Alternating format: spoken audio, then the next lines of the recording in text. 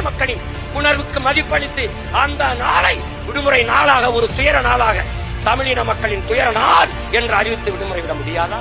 அரைக்கம்பத்தில் கொடிக்கம்பத்தை பறக்க விட்டிருக்க முடியாதா? ஏன் இந்த மண்ணில் எந்த கட்சிகளா செய்தது?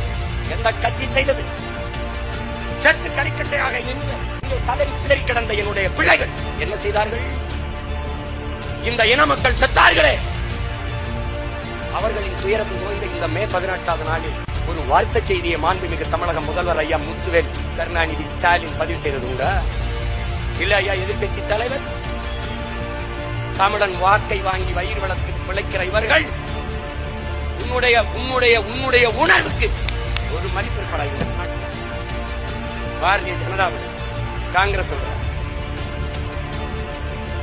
இந்த மண்ணுக்கென்று தொடங்கப்பட்ட கட்சிகள் உனக்காக நின்று இருக்கிறதா? சொல்லு. உன்னை சுதந்திரமா இந்த கூட்டத்தையாவது நடத்த விட்டுக்கிறதா?